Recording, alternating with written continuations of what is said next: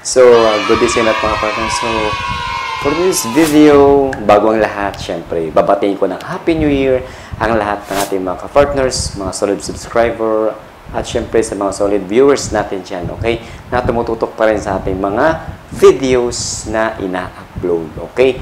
So, today, first video content of the year, okay mga ka-partners? So, ngayong araw ay samahan nyo ako today dahil na magkakandak tayo, no? Nabigyan tayo ng opportunity na makapagkandak ng lecture sa ating mga intern criminology. So, shout out sa mga taga-PCCR student dyan, sa mga PCCR ka-partners natin dyan, sa mga PCCRs applicants natin dyan na shout out sa inyo. So, today mga ka-partners ay syempre idea na rin to sa ating mga ka-partners. Okay? Kung ano nga ba magiging isa sa mga trabaho nila o syempre opportunity, okay, na naghahantay sa kanila dito sa BHMP. So, ngayong araw ay nabigyan tayo ng opportunity na makapag-conduct ng lecture, okay? So, tara, samahan nyo ako mga partners at huwag na natin patagalin to at sa mga first-timer applicant natin dyan, baka maging isang idea or makakuha kayo ng mga tips and tricks dito sa ating video no, na ina-upload, okay? So, tutok lang and huwag natin patagalin. Let's go!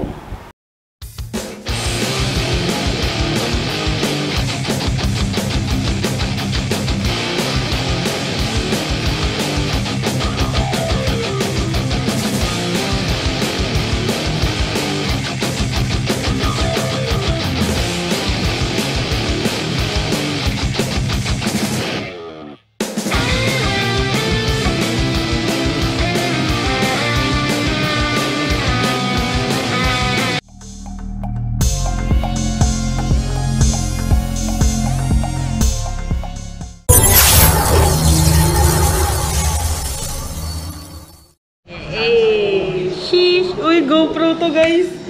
Hey! Okay, so good morning.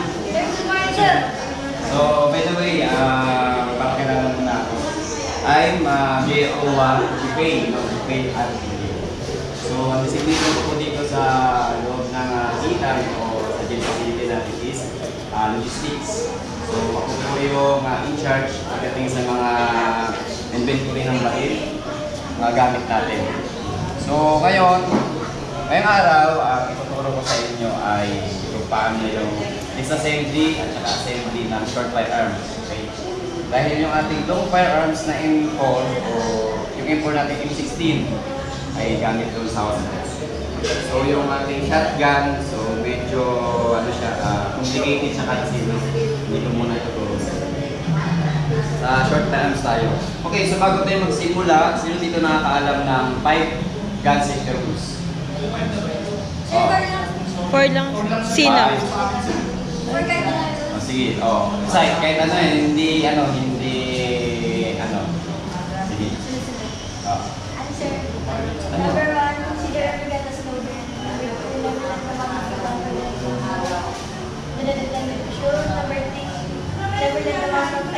Never let the bus up the trigger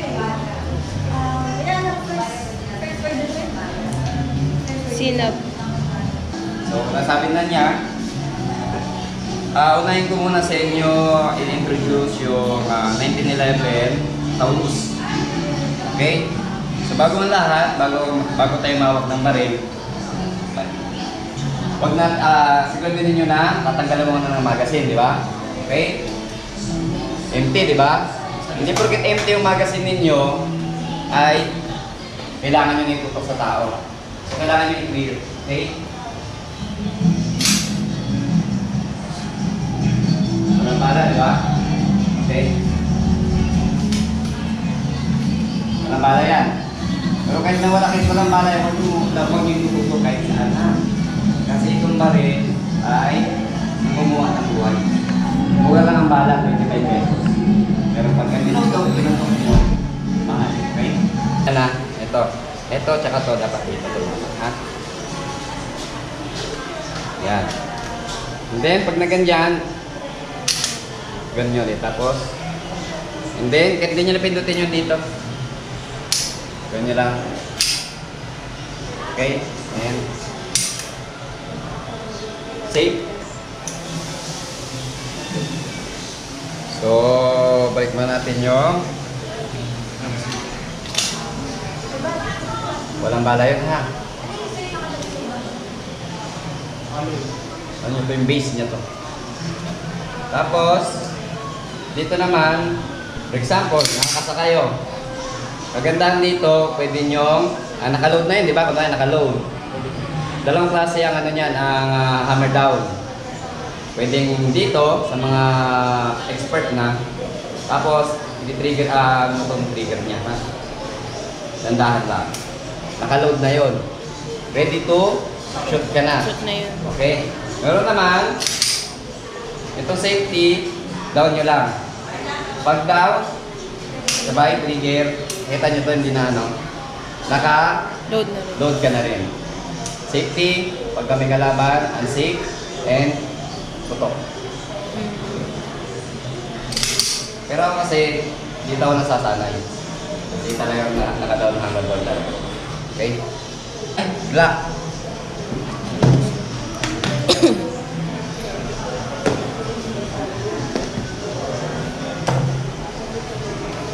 Empty. Check bang natin. Lambala. Okay. Dito lang sa Glock na to, ang pagkakalas nito, okay? Kailangan ikasan nyo muna siya, ha? Okay? Ngayon, napapansin ninyo, naka-down to. Nakalubog. Ngayon, ganun ulit yung process nun. Hilain nyo to. Kailangan nakagrip kayo ng maayos dito. Makunti lang. Tapos, habang binigrip mo to patras, kailangan sabayan mo ng itong dalawang to. Sabayan nyo ng baba. Okay? Masakit na sa daliri, pero carry niya yan. Ako kasi nahirapan din ako dito. Okay? So, pakiramdaman ninyo,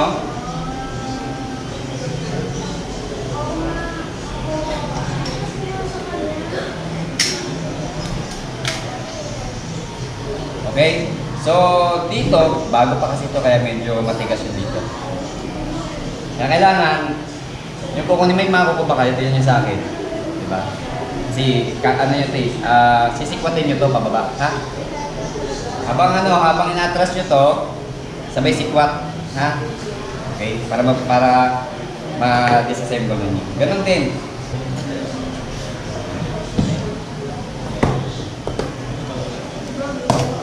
Okay. Ito ang tinatawag na CZ, bagong labas to. Ha? Empty. Check.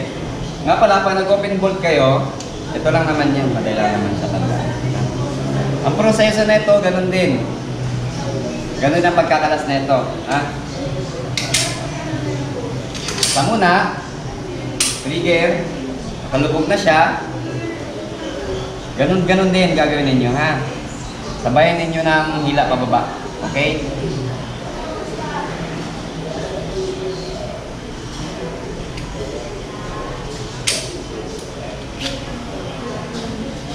Okay? Ganun din yung laman, di ba? Magkapares lang sila, di ba? Same lang sila ng specs.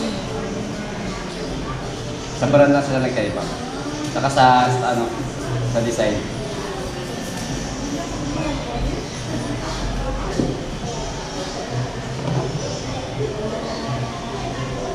Napapansin nyo? Parehas lang sila. Pinagkaiba lang yung mga gamit lang yung throttle spring, di ba? Pero tutusin, parehas lang yung nila. Yung nilalaman. Pagkalas, pagbuo, ganun din. Pagbalik, ganun din, ha? So, itatama nyo rin ito, tsaka dito. Kailangan eksakto, ha?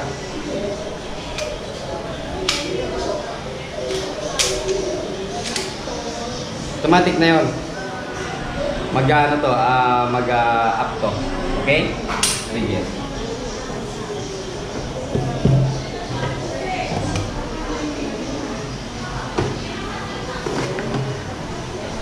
Ganon din po ito. Ito at saka dito. Yan ang sakto nyo rito, ha? And then, pag natas mo yan, kita ninyo, nag-lock na siya. Kahit hindi nyo nakita. Sige. Automatic na siya.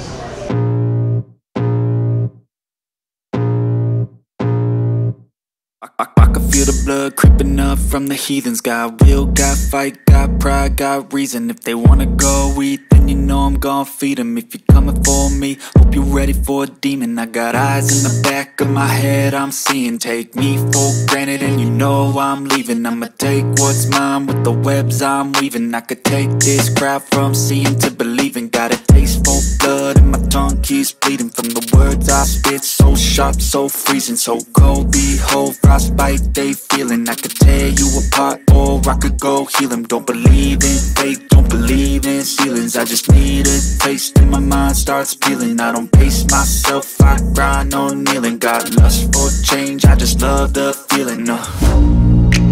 I ain't gonna give up. Got too little time, I'ma live up. Head down, push forward through the tough times. Cause anything worth doing is a tough climb. And I ain't gonna give up. Got too little time, I'ma live up. Head down, push forward through the tough times. Cause anything worth doing is a tough climb. Cause I'ma live life for the fight, yeah, I'm here to get it. I got drive, got sight, always have a vision. I go by at night, I be in my feelings. I'ma be fine, need time and I'll soon be winning. I live life for the fight, yeah, I'm here to get it. I got drive, got sight, always have a vision. I go by at night, I be in my feelings. I'ma be fine, need time and I'll soon be winning. I can feel the blood creeping up from the heathens. Got will, got fight, got pride, got reason. If they wanna go eat, then you know I'm gon' feed them. If you're coming for me, hope you're ready for a demon. I can feel the blood creeping up from the heathens. Got will, got fight, got pride, got reason. If they wanna go eat, then you know I'm gon' feed them. If you're coming for me, hope you're ready for a demon. My feelings, I'ma be fine, need time and I'll soon be winning. I live life for the fight, yeah, I'm here to get it. I got drive, got sight, always have a vision. I go by at night, I be in my feelings. I'ma be fine, need time and I'll soon be winning. I can feel the blood creeping up from the heathens. Got will, got fight, got pride, got reason. If they wanna go eat, then you know I'm gon' feed them. If you're coming for me, hope you're ready for a demon. So yun na nga mga partners, okay? So dito sa BGMP or other bureaus, like PNP, BFP, lahat ng uniform personnel natin, agencies ay nagkakandak na ganito, okay? So isa ito sa magiging opportunity natin na makapagkandak ng lecture, seminars, okay? O tasking na makapagkandak nga ng mga ganitong klase activities, sa mga, like example natin dyan sa mga education, na mahilig magturo, okay? Isa ito sa magiging opportunity na magkapagkandak ng ganitong klaseng activities na kayo mismo, okay, ang makapagbibigay ng kaalaman sa mga katrabaho natin, mga estudyante, okay, or makapagbigay ng motivation sa community, no? Isa ito sa opportunity kapag kayo ay nakapasok sa bawat bureaus, especially dito sa BGMP. Okay, so ako thankful ako dahil meron tayong naging authorized tayo, no, na makapag-conduct na ganitong klaseng activities. At syempre, first time ko na magkapag-conduct ng ganito, lalong-lalo na sa gun safety seminars, no? Sa gun safety awareness, okay? So, disclaimer lamang po yung ating tinuro, okay? Yung ni-lecture natin is about lang po yun sa gun safety, kung paano mawak ng baril, kung paano i-treat yung baril para maging ligtas ka na ikaw na mismong owner, at syempre ligtas yung nasa paligid mo.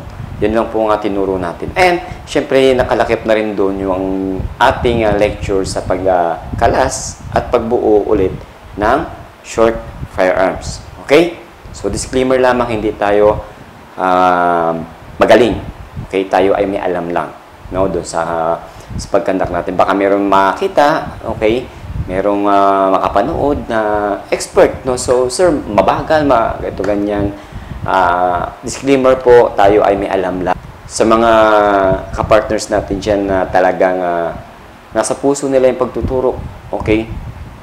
Pag once na nakapasok ka sa bureau, ay isa ito sa mga encounter ninyo na mabibigyan kayo ng opportunity para makapag-conduct ng seminars, okay, makapag-conduct ng lecture. Hindi lang ito sa loob ng ating facilities. Okay, pwede ka rin makapag-conduct sa mga schools or other establishment na mag-request about sa mga lectures, okay, na gustong ipakandak ng isang establishment or schools. Okay? So, lahat naman po tayo ay dadaan sa mga trainings. Okay? Meron tayo niyan. So, for example, doon sa gun safety awareness ay meron tayong mga trainings. Okay? Sa mga first aid seminars, meron din tayo niyan. Okay? So, halos lahat ng trainings na pwede nating maiambag sa community ay na-encounter natin yan at napagdadaanan natin yan. So, isa yan sa pinakamaganda no, dito sa mga bureaus natin na kapag ikaw ay nakapasok ay continuous learning tayo rito. At syempre, yung learning na yun ay naipapasa din natin, ay tuturo din natin sa other individuals. Ayan, mga kapartners. So, huwag natin patagalin videos. Hanggang dito na lang. At uulitin ko ulit, welcome sa 2024 and first video content of the year. Okay? So, always kong sinasabi ay always ingat. Okay? So, always tiwala sa sarili and always tiwala sa itaas. Tiwala sa kakayahan. At syempre, like kong sinasabi ay saludo.